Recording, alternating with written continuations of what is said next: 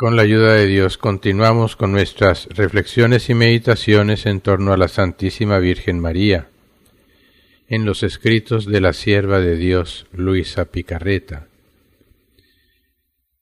Meditamos hoy un capítulo del volumen 20, que tiene fecha noviembre 10 de 1926. En realidad es un párrafo el que vamos a meditar.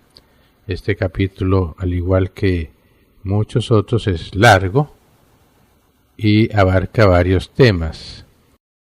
Claro, siempre todo en torno a la santísima voluntad de Dios, al reino de la divina voluntad, al don de la divina voluntad que Jesús quiere darnos. Pero aquí tenemos un párrafo que nos atañe en torno a la Santísima Virgen María. Le dice Jesús a Luisa: Hija mía, mi Madre Celestial fue la primera que ocupó el primer puesto en el cielo, como hija del querer supremo, y como fue la primera, tiene en torno a ella el lugar para todos los hijos del Fiat Supremo. Así que en torno a la Reina del Cielo se ven tantos puestos vacíos que no pueden ser ocupados por otros más que por sus copias. Y como fue ella la primera de la generación de mi voluntad, el reino del Fiat se llamará también el reino de la Virgen. Oh, ¿cómo se reconocerá en estos hijos nuestros la soberanía sobre toda la creación? Porque ellos, en virtud de mi voluntad, gozarán vínculos indisolubles con todas las cosas creadas. Estarán en continuas relaciones de comunicación con ellas. Serán los verdaderos hijos en los cuales el eterno Creador se sentirá honrado y glorificado de tenerlos por hijos, porque reconocerá en ellos su voluntad divina obrante, que ha reproducido sus verdaderas imágenes. El primer punto que quiero comentar es cuando le dice Jesús a Luisa y a todos nosotros que el reino del Fiat, el reino de la divina voluntad, se llamará también el reino de la Virgen. Yo creo que todos hemos oído hablar del triunfo del corazón inmaculado de la Santísima Virgen María. No sé cómo lo entiendan, pero hay que entenderlo bien. Uno escucha el triunfo del corazón inmaculado de la Virgen y, claro, uno se goza de ese triunfo. Y aunque aparentemente aún no se vea, ya uno se lo está gozando. Y uno trabaja para que pronto este triunfo se lleve a cabo. En estos tiempos llenos de tinieblas, de densas tinieblas, muchos pierden el ánimo, la esperanza, la fe, porque como no ven, les parece algo imposible y de hecho, viendo las cosas cómo están y cómo van, que en vez de ir mejorando, empeoran de una manera incluso tan acelerada, pues fácilmente se puede uno desanimar. Aquí podríamos aplicar aquellas palabras de Jesús bienaventurado el que sin haber visto cree, ¿verdad? El que sin haber visto cree. Creer simplemente porque Dios lo dice. Si Dios lo dice, ya, es un hecho. Pero ahí entra la voluntad humana, el criterio humano. ¿Por qué mejor no lo hace así? ¿Por qué Dios no hace algo? ¿Por qué Dios permite esto, permite aquello, etcétera? Uno podría incluso desanimarse más viendo el estado en que se encuentra la Iglesia, llena de tinieblas y de incluso cosas abominables, como si Dios nos hubiera abandonado, y no es así. Ahora entendamos lo que es el triunfo del corazón inmaculado de María, que aquí lo llama Jesús el reino de la Virgen. Por tanto, el reino de la divina voluntad se llamará también el reino de la Virgen. Es una sola cosa. ¿En qué consiste? Seguramente ya lo están intuyendo. Un triunfo se da cuando ya el enemigo ha sido derrotado totalmente. Podemos ver esta lucha en la cual la Virgen triunfará, sea a nivel general de toda la humanidad, como a nivel personal. En aquellos en quienes reina la santísima voluntad de Dios, el triunfo de la Santísima Virgen María ya está dado, completo. Porque el triunfo nos habla de una lucha contra el mal, y el único mal que existe es el pecado. Nuestra voluntad humana apartada de la voluntad divina, rebelada, que rechaza la voluntad de Dios y por tanto rechaza a Dios.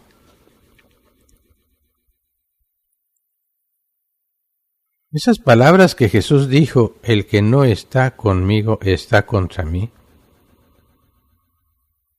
son muy importantes en estos tiempos. Bueno, siempre, claro, pero en estos tiempos particulares es muy importante que lo tengamos muy claro. A nivel general de toda la humanidad, será cuando todos se hayan convertido y vivan en la santísima voluntad de Dios. Sólo así se sentirá triunfadora la Santísima Virgen María. Esto va mucho más allá de solamente pensar en la salvación de las almas, porque en primer lugar se debe pensar en la gloria de Dios, y claro que la gloria de Dios será inmensa cuando todos se salven, digamos, todos los que se van a salvar, porque es evidente que hay muchos que no quieren salvarse. Pero llegará un momento en que Dios vendrá a hacer a un lado, ya a eliminar a todos los enemigos, para instaurar su reino total. Esto es un hecho. Desde el momento en que Jesús dijo, venga a nosotros tu reino, es un hecho, es una profecía la más segura de todas. Un día el reino de Dios vendrá y el reino de Dios será total. Y el reino de Dios será el reino de la Virgen. Ahí tenemos el triunfo a nivel general. Pero también hay un triunfo del corazón inmaculado de la Virgen de Dios cuando encuentra almas en las que el mal, la voluntad humana, ya no tiene más vida, ha sido eliminada. No se nos olvide, cuando digo eliminada, desaparecida, no significa que desaparece y ya no existe. No, es como aquella gota de agua que ha sido arrojada en el mar y en el mar desaparece, pero ahí está. La voluntad humana, cuando se funda totalmente en la voluntad de Dios, entonces es que triunfa perfectamente, totalmente Dios sobre el alma, y por tanto ese es el triunfo de la Santísima Virgen María. Y esto hay que tenerlo muy claro. Desafortunadamente el hombre solamente está acostumbrado a mirar la superficie de todas las cosas. Y digámoslo así, si toda la humanidad se pusiera de rodillas a rezar el rosario, pensarían que ya el triunfo del corazón de la Virgen es total, pero no, cuidado. Porque hay muchos y muchos que rezan el rosario, pero todavía su voluntad está demasiado viva. Desde el momento que ya sus oraciones tienen como finalidad no la gloria de Dios, no la salvación de las almas, sino sus propios intereses. Hay quien reza el rosario para que le vaya bien en un negocio, por ejemplo, y tiene más interés en sus negocios, en sus intereses, que no en los intereses de Dios. Y solamente cuando no tenemos otro interés sino el solo interés de Dios, es que se da ese triunfo. El triunfo del corazón inmaculado de María es cuando la voluntad de Dios reina. Cuando por sus lágrimas, sus suspiros, sus continuas llamadas a la humanidad, le hacemos caso y nos ponemos a hacer la voluntad de Dios. En la mayoría de las apariciones, pues, nos da el remedio para poder ir sanando. La oración, la Santa Misa, la confesión, la oración. Y la vida, vivir, porque ya cuando se habla de confesión, ahí está implícito lo que es hacer una buena confesión que incluye un verdadero propósito de enmienda. Es decir, de abandonar al pecado. Es odiar, sí, odiar el pecado. Que es de hecho también una de las condiciones para que las indulgencias que la Iglesia concede produzcan efecto. El efecto que Dios quiere que produzca esas indulgencias. Hace falta el odio al pecado. Pues bien, ese es el reino de la Santísima Virgen María. Pero en este párrafo habla Jesús de cómo la Virgen María ocupó el primer puesto en el cielo. Esto me viene a la mente aquel lugar donde Juan y Santiago se acercan a Jesús para pedirle que en su reino se siente uno a la derecha y el otro a la izquierda. A mí me viene a la mente que eran como niños, que están apenas aprendiendo. Los demás apóstoles lo escucharon y no les gustó. Y entonces Jesús aprovecha y les dice, miren,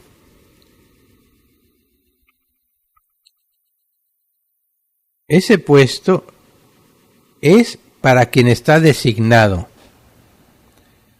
Y cuando luego uno más adelante se da cuenta que ese puesto era para la Virgen María, uno dice, claro, ¿quién más sino la Santísima Virgen María?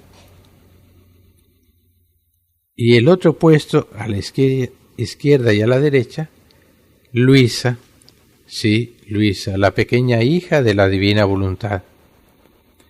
Que claro, para muchos es chocante, ¿no les parece?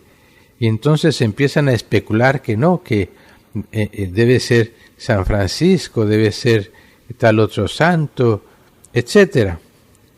Pero no, es para quien Dios ha designado ese puesto.